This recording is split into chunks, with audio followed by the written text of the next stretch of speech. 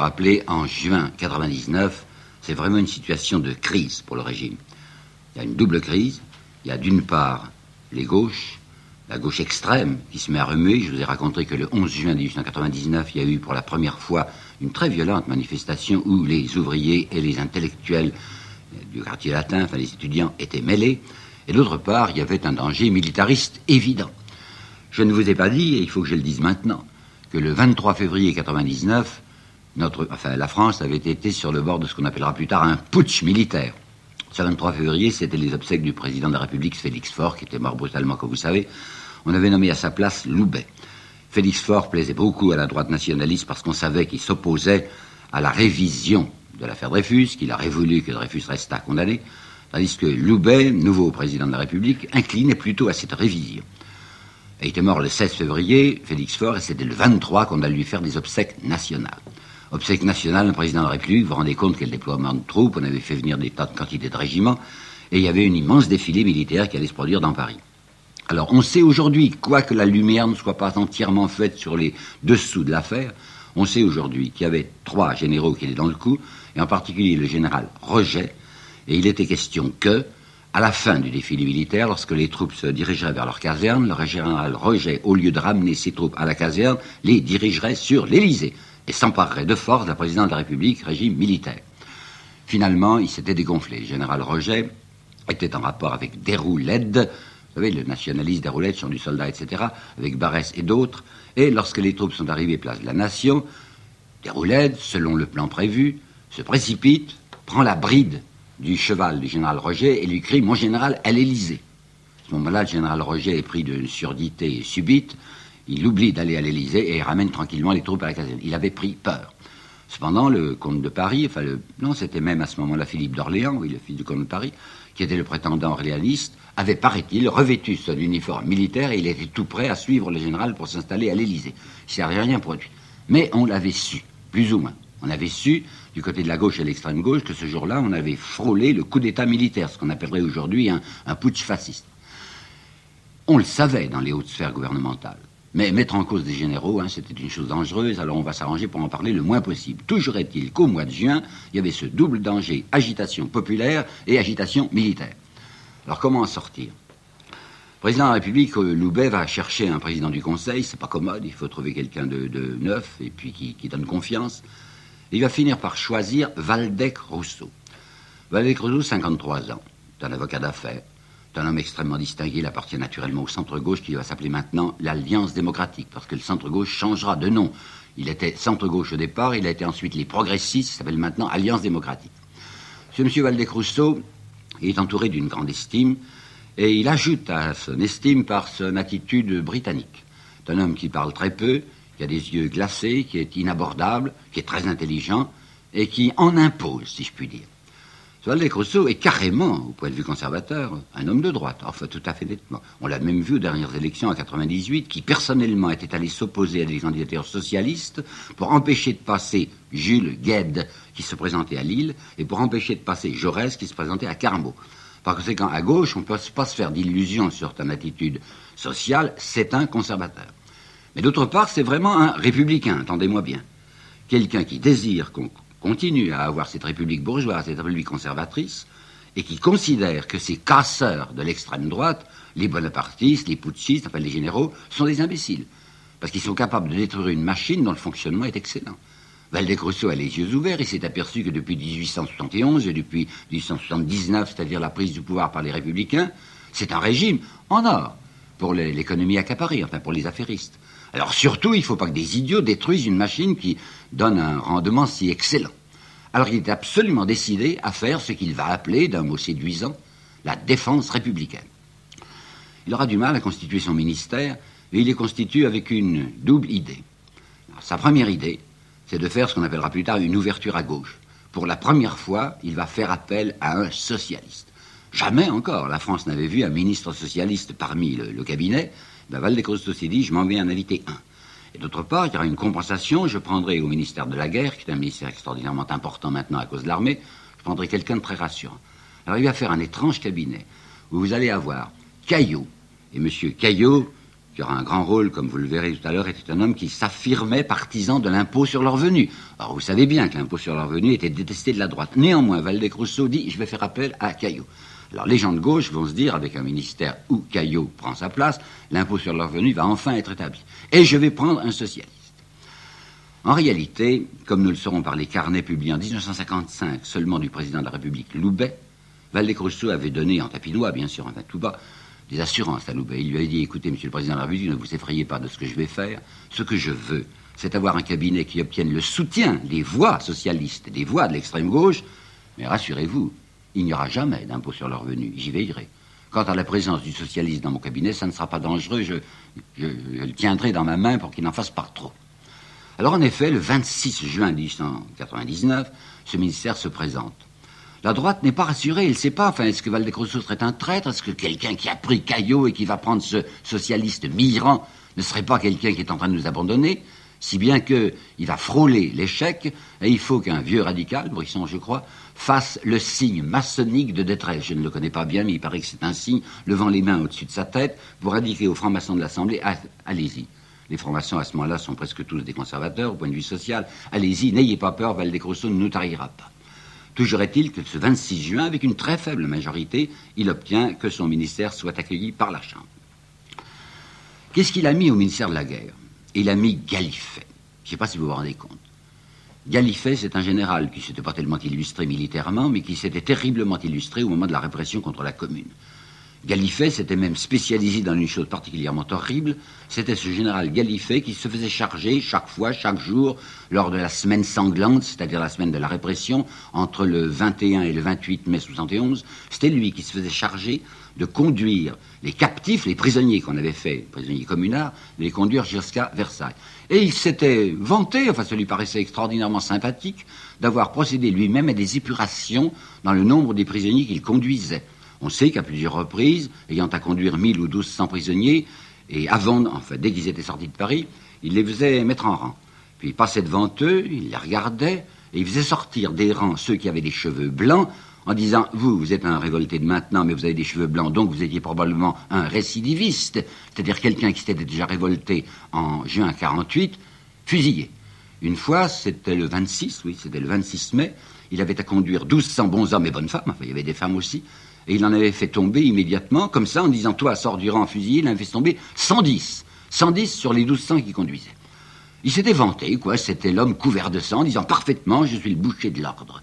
Eh bien, c'est cet homme terrifiant, ce général couvert du sang du peuple, qu'on va voir dans un gouvernement s'asseoir à côté du socialiste Mirand.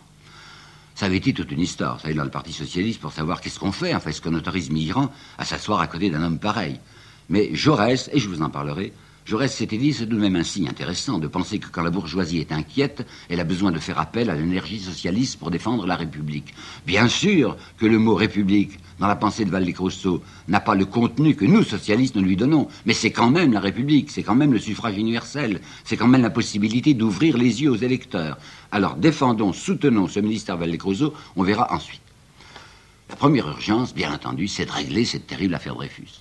Nous sommes donc en juin 1999. La Cour de cassation s'est prononcée. Il a été décidé que la condamnation portée en 1994 contre Dreyfus était cassée, qu'il faut refaire un nouveau procès Dreyfus. Il était au bagne, vous le savez, Dreyfus. Il était l'ex-capitaine Dreyfus. Mais puisqu'on a cassé le jugement, il redevient le capitaine Dreyfus. Il a le droit de remettre son uniforme. Et on va le ramener de Cayenne, de l'île du Diable jusqu'à Paris, jusqu'en France, pour lui faire repasser un procès. Il revient, ce pauvre Dreyfus, on a dit c'était Lazare sortant du tombeau.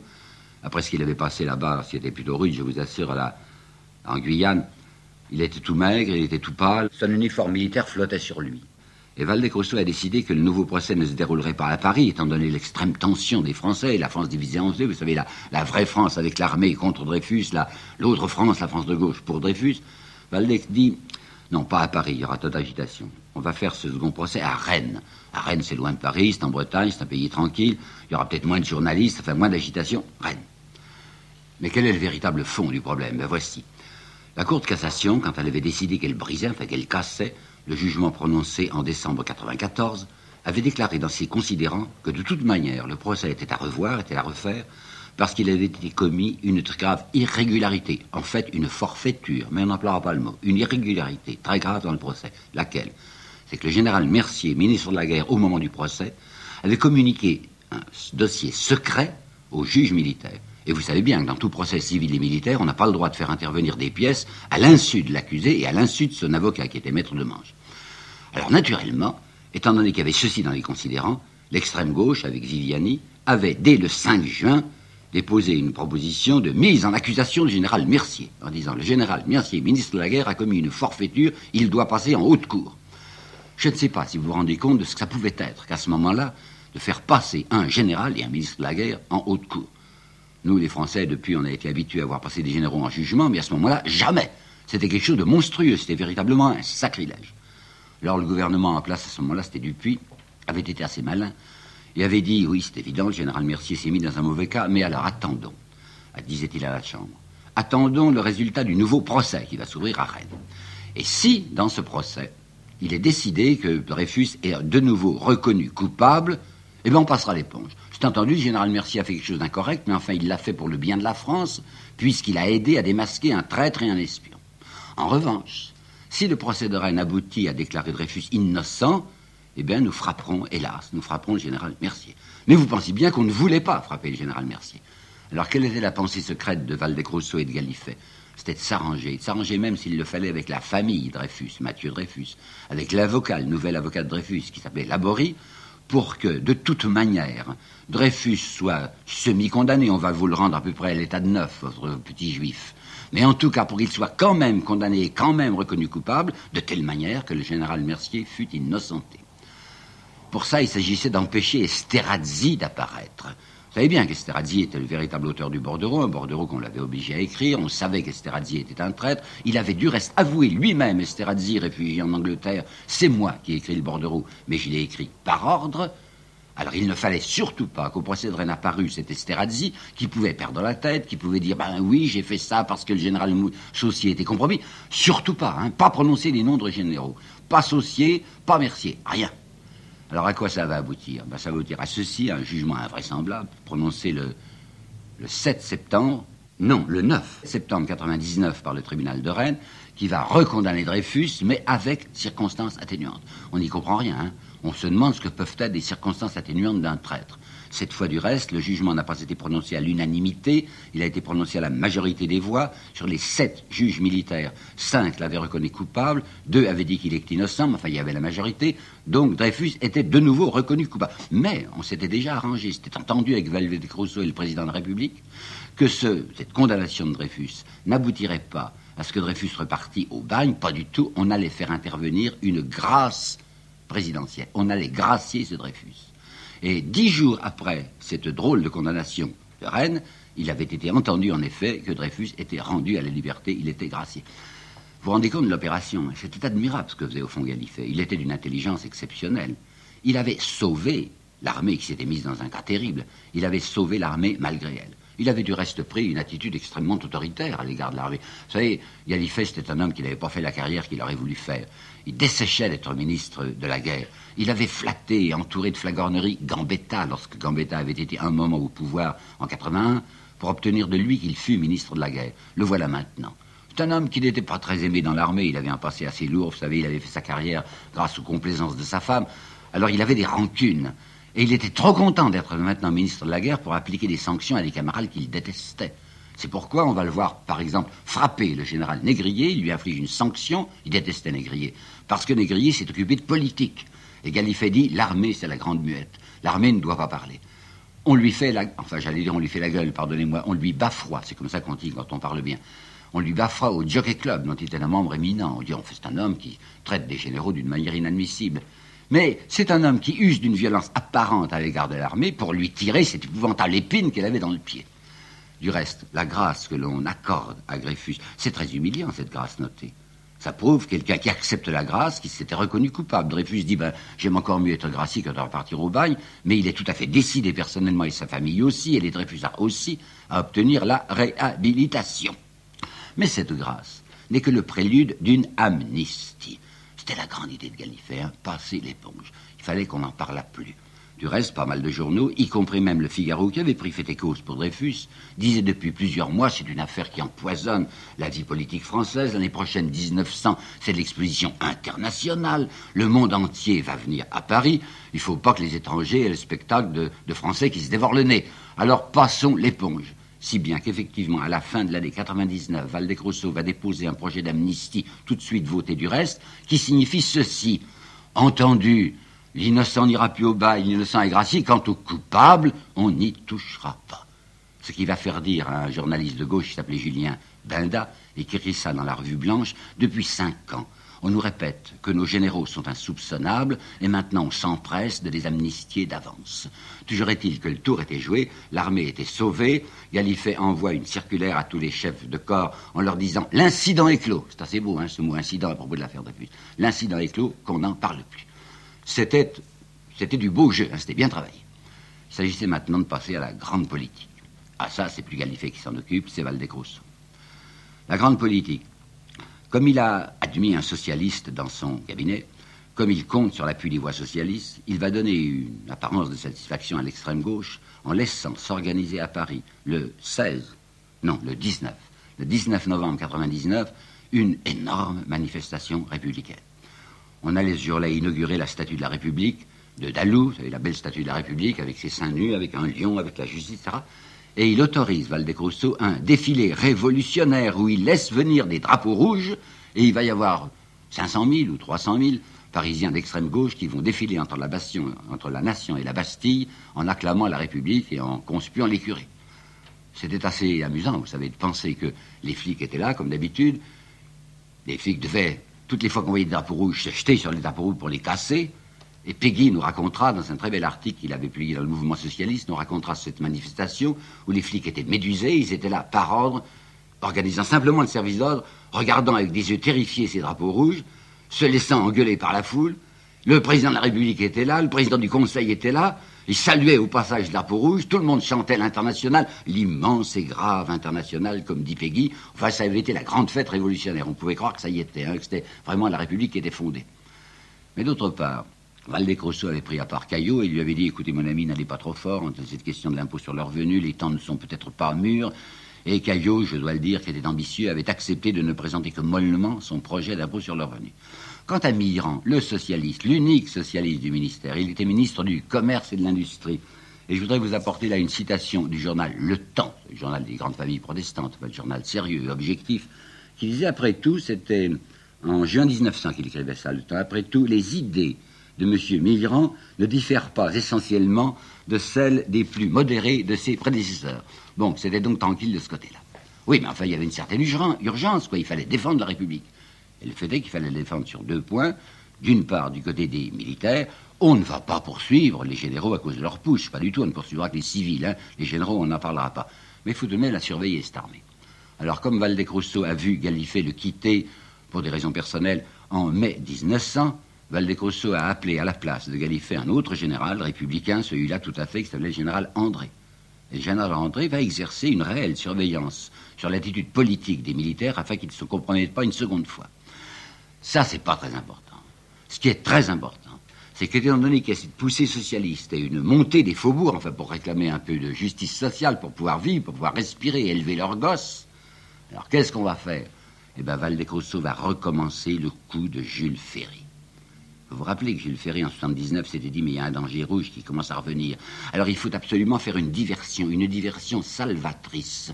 Il faut orienter l'esprit des masses, non pas du côté des coffres-forts, mais du côté des curés.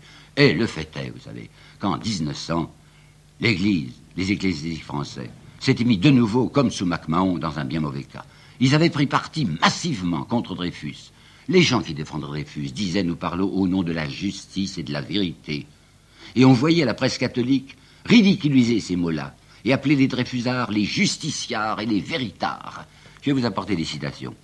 L'archevêque de Toulouse, par exemple, à la veille des élections de 98, avait lancé à ses diocésains un mandement où il dit « On ose s'en prendre maintenant à nos chefs militaires. C'est une véritable insurrection contre la justice. Ce que veulent les gens de gauche, c'est réhabiliter un traître, Dreyfus, et accabler un innocent. » C'était Esterhazy. Il y avait La Croix, qui était le grand journal des Assomptionnistes du révérend Père Bailly, La Croix avec ses 108 éditions provinciales qui faisaient 1 million d'exemplaires. Et La Croix se déchaînait contre les Dreyfusards. Et La Croix disait qu'il fallait absolument arracher la France aux traîtres. Il y avait eu une souscription lancée par la Libre Parole de Drummond, souscription en faveur de la veuve du colonel Henry, l'homme qui avait fait le faux et qui avait avoué faire le faux et qui s'était suicidé. Alors on avait vu dans cette souscription des choses abominables. 300 ecclésiastiques qui avaient officiellement, avec leur nom, participé à la souscription, 3 curés demandant, donnant 100 sous pour appliquer, écrivait-il, pour appliquer leurs 30 doigts sur la figure immonde du juif Renac. Il y avait un certain abbé Cross qui avait osé écrire ceci pour une descente de lit en peau de youpin afin que je puisse la piétiner le matin et le soir. Il y avait le révérend père Didon à une distribution des prix d'un collège religieux, bien sûr, sous la vice-présidence du général Jamon, qui était du Conseil supérieur de la guerre. Il faut sévir, il faut frapper, avait dit le révérend père Didon. La force armée, ainsi employée, n'est plus une puissance brutale, elle devient énergie bienfaisante. Il y avait la revue romaine, catholique, Civilta Catholica, des jésuites, qui avait dit, on parle d'une erreur judiciaire. Bien, je vais vous indiquer, disaient les jésuites, quelle a été la véritable erreur judiciaire. Elle a été commise par la Constituante, qui l'a commise en 1791, quand elle a accordé des droits civiques aux Juifs. Vous voyez, il y avait tout de même quelque chose à faire. Alors, qu'est-ce qu'il va faire, Valdez-Crousseau? Il se rend bien compte qu'il y a 52%, vous entendez, 52% de la population scolaire française qui est entre les mains de l'Église. Il sait d'autre part que ce que l'on appelle les biens de main morte, c'est-à-dire qui échappent au droit de succession, s'élève du côté des couvents à plus d'1 milliard. Alors il va faire sa fameuse loi de juillet 1901, loi des associations, loi parfaitement libérale. C'était très malin d'avoir glissé dans cette loi libérale un certain article. Toutes les associations, il suffit qu'elles se déclarent pour être autorisées, sauf les jésuites, sauf les congrégations. Faites attention, Valdez-Crousseau était un homme malin et qui ne voulait pas pousser très loin cette persécution, si l'on peut appeler ça persécution. Il était de la ligne de Ferry, donc vous vous rappelez qu'après que Ferry, dans son article 7, avait dit expulsion des jésuites, dès les années suivantes, il les avait laissés tous rentrer. Ils étaient tous là, les congrégations avaient de nouveau leur puissance. Mais voilà que Valdez-Crousseau est malade. Il a un cancer au foie. Et cet homme de 53 ans va être emporté dans l'année 1902, qui est justement l'année de nouvelles élections. Ces élections avaient été préparées furieusement par la droite, au point que dans un pèlerinage d'hommes qui s'était déroulé en avril 1901 à Lourdes, le révérend père Coubet, qui s'était adressé à ces pèlerins, qui n'aurait pas dû les appeler mes frères, mes messieurs, puisque c'était un slogan électoral qu'il leur apportait, il leur avait dit, ce révérend père Coubet, l'année prochaine, dans moins d'1 an, il va y avoir des élections. Il n'y aura que 2 candidats aux élections. Il y aura Jésus-Christ d'un côté et Barabbas de l'autre. Jésus-Christ, bien entendu, les conservateurs, Barabbas, les républicains. Et bien, malgré toute cette agitation, c'est encore les républicains qui avaient gagné. Ils avaient une très considérable majorité, et on voyait de nouveau l'Alliance démocratique, c'est-à-dire l'ancien centre-gauche, qui faisait de l'anticléricalisme militant, sachant qu'ainsi il se protégeait. Qui va prendre le pouvoir maintenant, puisque Waldeck est malade et s'est retiré? Eh bien, c'est ce qu'on appelait le vieux père Combe. Il a 67 ans, c'était un sénateur de la Vendée, qui autrefois avait été séminariste, avait pensé qu'il n'avait pas la vocation, s'était fait médecin, un homme de paix, vous savez, un homme tranquille, extrêmement désintéressé, et loyal, en ce sens que dans son programme, il va mettre l'impôt sur le revenu, la nationalisation des chemins de fer, et même les retraites ouvrières, et lui, il a l'intention de le faire. Alors que je vous ai dit que Valdez-Crousseau avait mis un programme fictif, rassurant le président de la République, disant « je ne le ferai jamais ». Il s'agit d'abord de lutter contre le péril clérical. Alors, toutes les autorisations demandées par les congrégations vont être massivement refusées par le petit père Combe. Attention. On nous dit toujours, massivement, ça veut dire toutes les congrégations sont mises à la porte, ce n'est pas vrai. Père Combe avait décidé que les religieuses contemplatives seraient autorisées à continuer, les sœurs des pauvres et religieuses hospitalières aussi, et du côté des congrégations masculines, les missionnaires, les cisterciens et les trappistes. J'ajoute que le père Combe, personnellement, était un croyant. Certes, il n'était pas catholique, mais c'était un spiritualiste. Il va faire mettre sur sa tombe, du reste, nous nous quittons dans le brouillard et nous nous retrouverons dans la lumière. Il est certain qu'il va s'établir en France à ce moment-là un climat pénible. Les officiers sont surveillés, les fonctionnaires sont surveillés. Et je me rappelle, pardonnez-moi un souvenir personnel, je me rappelle parfaitement que dans ma famille, mon père, qui était très républicain et très anti-religieux, était inquiet parce que sur la demande de ma mère, il nous avait laissé faire notre première communion. Et il s'est dit, la fille d'un fonctionnaire, le fils du fonctionnaire, qui va à l'église, qui va au catéchisme, va faire la première communion, je vais peut-être être évoqué. Il avait peur. Il est parfaitement vrai qu'il y a eu un climat de suspicion. Mais avant de nous indigner, il faut penser un peu que c'était simplement le retour du balancier, vous savez. C'était la première fois que les catholiques étaient persécutés, mais Dieu sait, ils avaient persécuté les autres. Hein. Pensez un peu à ce qui s'était passé sous Charles X. Et bien plus près de ça, pensez à ce qui s'était passé sous MacMahon en 77. À ce moment-là, c'était le fonctionnaire dont les enfants n'allaient pas à la messe qui pouvait être évoqué. Pensez à M. de Vigny, l'incroyant M. de Vigny, qui à ce moment-là se rapprochait de l'Église, dont j'ai retrouvé une dénonciation qu'il faisait au pouvoir en disant attention à ce juge de paix de tel endroit de la Charente, il avait son château en Charente. Ah, il faut frapper ce juge de paix, figurez-vous qu'il conseille aux filles de ne pas se marier à l'Église. Bon, ça a été un climat pénible, mais c'était simplement le contre-coup, quoi. Du côté de l'armée, effectivement, il y avait également des surveillances, et même la franc-maçonnerie ajoutait des indications, fournissait des fiches, donnait des renseignements sur les militaires. La franc-maçonnerie, entre les années 1902, 3 et 4 où nous sommes maintenant, elle faisait exactement, mais en sens inverse, ce qu'avait fait sous Charles X la fameuse congrégation, qui elle aussi surveillait les officiers, surveillait les fonctionnaires et dénonçait les malpensants. Père Combes a vraiment eu l'idée, une fois qu'on aura triomphé, et il va triompher rapidement, de cette espèce d'insurrection cléricale, Père Combes a vraiment l'idée de passer maintenant à d'autres choses, c'est-à-dire à son programme social. Et il veut faire l'impôt sur le revenu. Alors à ce moment-là, ceux du centre-gauche, qui s'appelle maintenant l'Alliance démocratique, qui le soutenaient jusqu'alors, disent « Ah non, minute, attention, pas ça. On veut bien être avec vous tant que vous êtes contre les curés, mais si jamais vous vous tournez du côté de l'impôt sur le revenu, pas question. Et on ne peut pas le dire ouvertement. C'est impossible. » Alors ils vont trouver une astuce. L'astuce de la droite et du centre-gauche sera la fameuse histoire des fiches. On en parle encore aujourd'hui. On dit qu'il y a un député courageux qui s'appelle Guyot de Villeneuve qui est monté à la tribune en novembre 1904 pour dire c'est tout de même un régime abominable. En fait, tout de même, qu'est-ce que c'est que ces fiches sur chacun des fonctionnaires, sur chacun des officiers, des fiches fournies par la franc-maçonnerie, c'est indigne. Alors on va de nouveau, il s'agit toujours de travestissement en politique, vous savez, on va de nouveau travestir en indignation d'honnêteté, ce qui est tout simplement une manœuvre politique. Et Péguy lui-même va dire, nous sommes en présence d'une nouvelle manœuvre politique.